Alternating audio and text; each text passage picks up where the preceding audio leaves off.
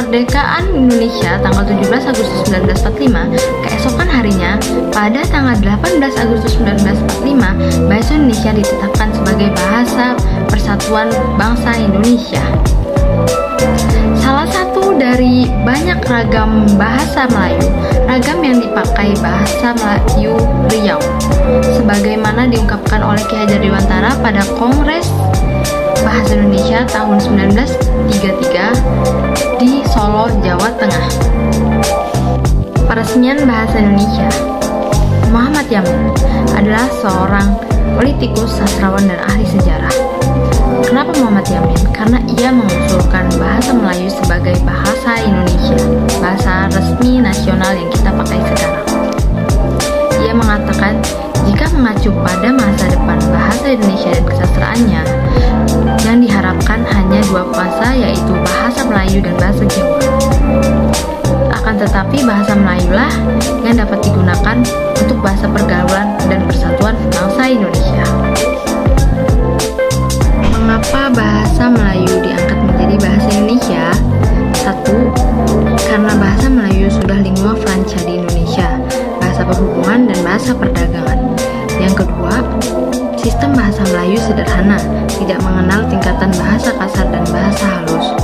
Yang ketiga, suku Jawa, Sunda, dan lain-lainnya sudah sukarela menerima bahasa Melayu sebagai bahasa nasional. Yang keempat, bahasa Melayu mempunyai kesanggupan untuk dipakai sebagai bahasa kebudayaan dalam arti luas.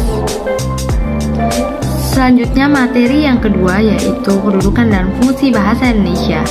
Secara umum, bahasa Indonesia berfungsi sebagai alat mengungkapkan perasaan, gambar, maksud, dan gagasan.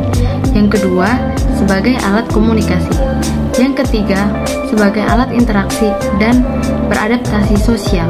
Yang keempat, sebagai alat kontrol sosial. Secara khusus, fungsi bahasa Indonesia yaitu mengadakan hubungan dalam sehari-hari. Yang kedua, mewujudkan seni. Yang ketiga, mempelajari bahasa kuno. Yang keempat, mengeksploitasi iptek. Fungsi bahasa Indonesia: 1. Sebagai bahasa resmi. Yang kedua, sebagai bahasa pengantar resmi di lembaga-lembaga pendidikan. Yang ketiga, sebagai bahasa resmi dalam perhubungan tingkat nasional untuk kepentingan perencanaan dan pelaksanaan pembangunan serta pemerintahan. Yang keempat, sebagai bahasa resmi dalam perkembangan kebudayaan dan pemanfaatan ilmu pengetahuan dan teknologi. Bahasa Indonesia memiliki dua kedudukan, yaitu sebagai bahasa nasional dan bahasa negara. Dalam kedudukannya sebagai bahasa nasional, bahasa Indonesia berfungsi sebagai lambang kebangsaan, kebanggaan, alat perhubungan antar warga, antar daerah, antar budaya, dan alat pemersatu suku, budaya, dan bahasa adat di Nusantara. Sedangkan dalam kedudukannya sebagai bahasa negara, bahasa Indonesia berfungsi sebagai bahasa resmi kenegaraan, bahasa pengantar pendidikan, alat perhubungan, dan alat pengembangan kebudayaan dan ilmu pengetahuan dan teknologi. Selanjutnya, materi yang ketiga yaitu kerangka karangan. Kerangka karangan adalah rencana penulisan yang memuat garis-garis besar dari suatu karangan yang akan ditulis dan merupakan rangkaian ide-ide yang disusun secara sistematis, logis, jelas, terstruktur, dan teratur. Berikut adalah fungsi kerangka karangan. Yang pertama, memperlihatkan pokok bahasan dan subbahasan. Yang kedua, mencegah pembahasan keluar dari sasaran yang sudah dirumuskan dalam topik, judul, kalimat, tesis, dan tujuan karangan. Yang ketiga, memudahkan penyusunan karangan sehingga menjadi lebih baik dan teratur. Yang keempat, memudahkan penempatan antara pembagian karangan yang penting dengan yang kurang penting. Yang kelima, menghindari timbulnya pengulangan pembahasan. Yang keenam, membantu pengumpulan sumber-sumber yang diperlukan. Bentuk-bentuk kerangka karangan. Yang pertama adalah kerangka topik. Kerangka topik dimulai dengan perumusan tesis dalam sebuah kalimat yang lengkap. Kerangka topik dirumuskan dengan mempergunakan kata atau frasa. Kerangka topik juga terdiri atas kata, frasa, atau klausa didahului dengan kode-kode tertentu yang lazim untuk menyatakan hubungan antar gagasan. Kalimat-kalimat yang ditulis dalam kerangka topik tidak perlu dibubuhi sebab ia akan termasuk kalimat lengkap. Selanjutnya adalah langkah-langkah dalam penyusunan kerangka topik. Sebagai berikut: 1. Dimulai dari perumusan sebuah tesis dengan lengkap. Yang kedua, menyusun seluruh pokok-pokok utama dan juga pokok-pokok bawahan dengan hanya mencantumkan topiknya saja. Yang ketiga, dalam penyusunan dengan menggunakan kata atau frasa. Yang kedua adalah kerangka kalimat.